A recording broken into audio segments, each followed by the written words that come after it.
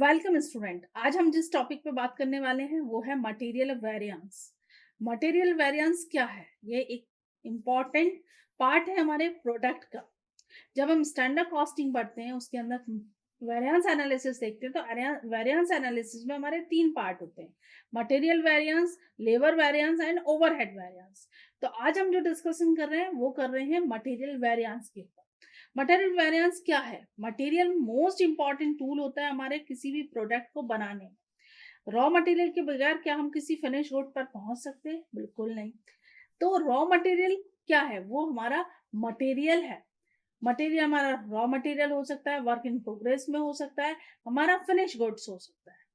तो इन सब कंपोनेंट्स को हम किस तरीके से यूज करके मटेरियल वेरिएंस कैलकुलेट करेंगे, ये आज हम इस न्यूमेरिकल के थ्रू समझेंगे।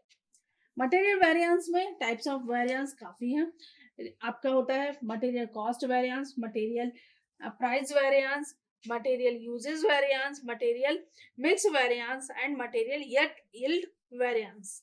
ठीक है।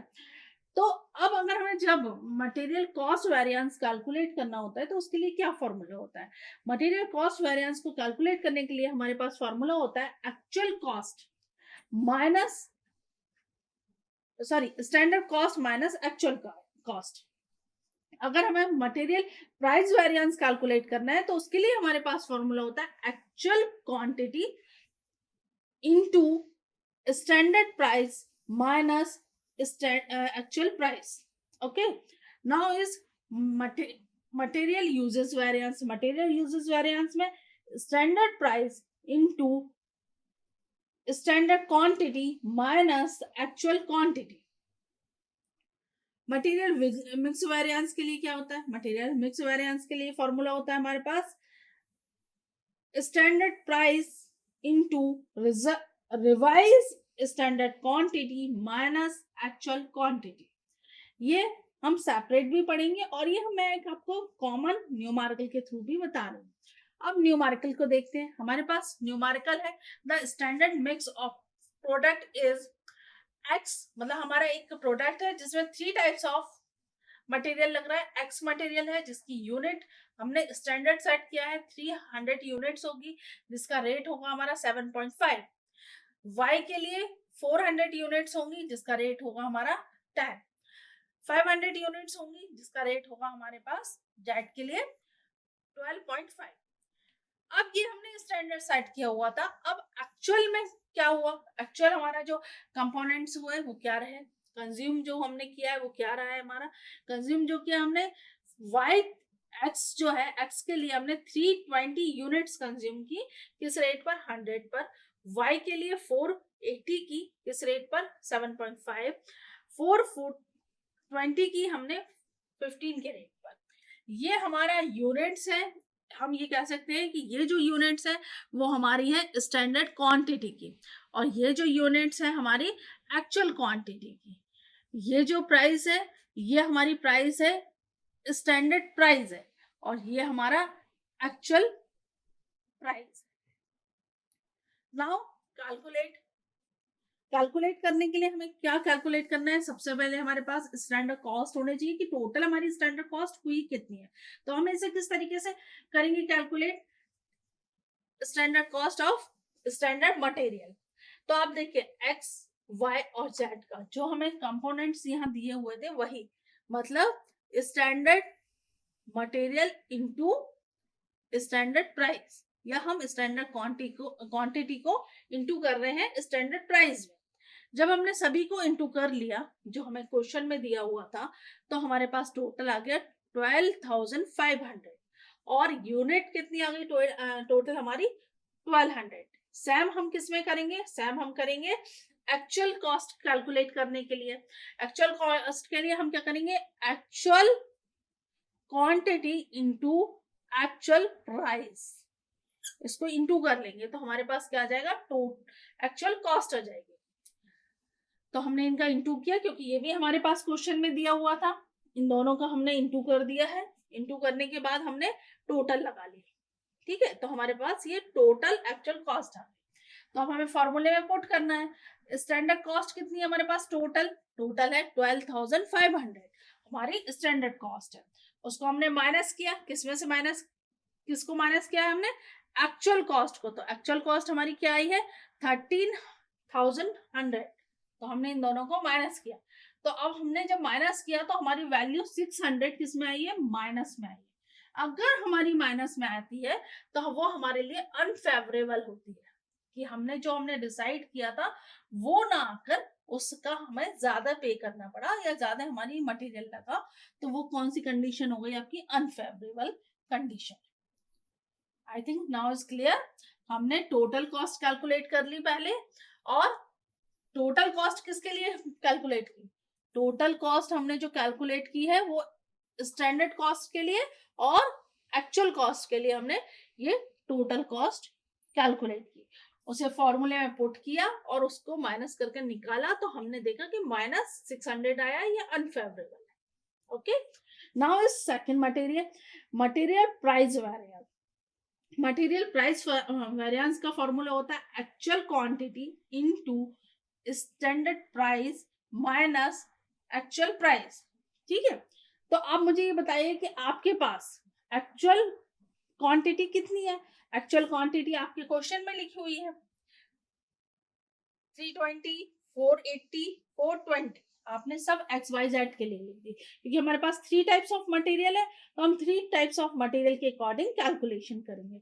तो हमने 3 टाइप्स ऑफ मटेरियल के अकॉर्डिंग इनको लिख दिया इनटू, अब क्या है, standard price minus actual price. Standard price आपको ये दिया हुआ है, एक्स के लिए अगर हम देखते हैं 7.5, और किससे माइनस करना है, हमें 10 से करना है। 10 को माइनस करना है 7.5 से, 12.5 को हमें किससे करना है, 15 से करना है। इसी तरीके से ये हमने इस तरीके से इसको लिख लिया। अब हम जब इसको सॉल्व करते हैं, अगर ये माइनस में आता है तो अनफेवरेबल होता है, प्लस में आता है तो फेवरेबल होता है। तो ये माइनस में आपके 800 है तो अनफेवरेबल हो गया, ये y आपका प्लस में आया है तो ये फेवरेबल हो गया, फिर आपका 1050 माइनस में आया तो ये अनफेवरेबल हो गया। तीनों को हमने जब टोटल लगाया तो हमारे पास अनफेवरेबल मटेरियल प्राइस वेरिएंस की वैल्यू आई 650। ठीक है, नाउ हम डिस्कशन करेंगे मटेरियल यूजेस वेरिएंस का। मटेरियल यूजेस वेरिएंस क्या होता है, जब हम मटेरियल कितना यूज किया हमने अपने बिजनेस के अंदर। इसके लिए फॉर्मूला है standard price into standard quantity minus actual quantity. ये आपके पास दिया हुआ है, ये आपको दिया है स्टैंडर्ड क्वांटिटी, ये दिया है आपको एक्चुअल क्वांटिटी।